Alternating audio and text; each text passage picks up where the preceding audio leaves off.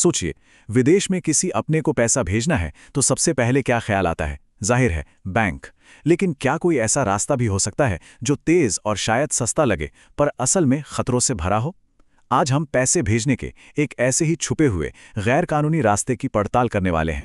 तो सवाल सीधा सा है, क्या बैंक को बाईपास करके पैसा भेजना एक स्मार्ट मूव है या फिर एक ऐसा दाव जो किसी को भी बहुत बड़ी मुसीबत में फंसा सकता है? आइए इसी सवाल का जवाब ढूंढते हैं। इस सवाल का जवाब हमें एक शब्द की तरफ ले जाता है, हवाला। जी हां, ये पैसे भेजने का एक ऐसा अनोखा तरीका है जो पूरे बैंकिंग सिस्टम के बाहर सिर्फ और सिर्फ भरोसे पर चलता है।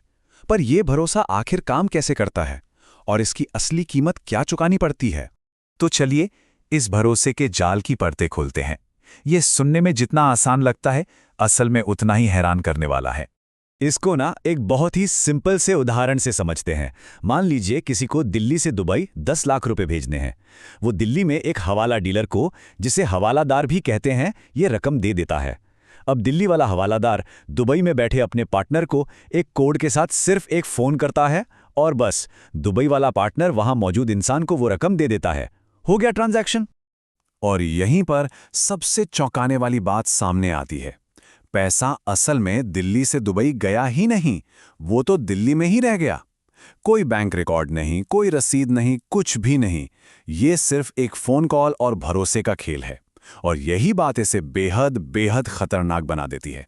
तो अब सवाल उठता है कि इस खतरनाक सिस्टम को लेकर हमारा कानून क्या कहता है। आइए देखते हैं कि ये भारत में पूरी तरह से गैर कानूनी क्यों है और अगर कोई इसमें पकड़ा जाता है तो सजा क्या हो सकती है। देखिए, हवाला कोई छोटा मोटा जुर्म नहीं है। ये एक साथ भारत के 3 बड़े कानूनों को तोड़ता है।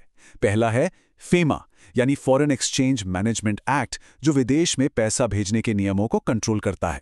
दूसरा है PMLA, prevention of money laundering act, क्योंकि अक्सर काले धन को ठिकाने लगाने के लिए इसका इस्तेमाल होता है। और तीसरा इनकम टैक्स एक्ट, क्योंकि इसमें टैक्स की भारी चोरी शामिल होती है। और जब टैक्स चोरी की बात आती है तो जरा ये नंबर देखिए, 78%। जी हां, सही सुना आपने। पकड़े जाने पर भेजी गई रकम का लगभग 78% तक टैक्स और पेनल्टी के तौर पर चुकाना पड़ सकता है। मतलब मेहनत की कमाई का 3/4 से भी ज्यादा हिस्सा सीधा सरकार के पास चला गया। तो मुसीबत सिर्फ एक नहीं है, ये चारों तरफ से आती है। इनकम टैक्स डिपार्टमेंट भारी भरकम टैक्स और पेनल्टी लगा सकता है। पीएमएलए के तहत ईडी यानी इन्फोर्समेंट डायरेक्टरेट संपत्ति जब्त कर सकती है और ये एक क्रिमिनल केस बन जाता है जिसमें जेल भी हो सकती है। और तो और फीमा के तहत अलग से जुर्माना भी लगता है। लेकिन एक मिनट, कानूनी कार्रवाई से भी पहले एक और बहुत सीधा और बड़ा खतरा है। एक ऐसा खतरा जिसमें भेजा हुआ एक एक रुपया डूब सकता है हमेशा के लिए। इस बात को बहुत ध्यान से समझिए। ये पूरा का पूरा सिस्टम भरोसे पे टिका है, कानून पर नहीं। अगर दिल्ली वाला ऑपरेटर पैसे लेकर गायब हो गया तो क्या करेंगे? कुछ नहीं कर सकते। पुलिस में शिकायत भी नहीं कर सकते, क्योंकि ऐसा करने का मतलब होगा कि कोई खुद ही ये मान रहा है कि वो एक गैर कानूनी काम का हिस्सा था। तो फर्क बिल्कुल साफ है। एक तरफ है बैंक ट्रांसफर, जहां हर लेन देन का पक्का रिकॉर्ड होता है और कानूनी सुरक्षा भी, और दूसरी तरफ है हवाला, जहां ना कोई सुरक्षा है ना कोई रिकॉर्ड। पैसा डूबा तो हमेशा के लिए डूबा। अब कई लोगों को लगता है कि ये हवाला नेटवर्क इतने खुफिया होते हैं कि पकड़ में ही नहीं आते। चलिए इस गलतफहमी को भी आज दूर कर देते हैं। अगर किसी को ये लगता है कि हवाला नेटवर्क आज भी पुराने जमाने की तरह छिपकर काम कर सकता है, तो ये एक बहुत बहुत बड़ी भूल है। आज के डिजिटल युग में सरकार की नजरें हर जगह है। सरकार अब बैंक के लेन देन को बहुत बारीकी से मॉनिटर करती है। टैक्स डेटा, जीएसटी रिकॉर्ड्स और कस्टम्स की जानकारी को आपस में मिलाकर देखा जाता है। दूसरे देशों के साथ भी जानकारी शेयर होती है।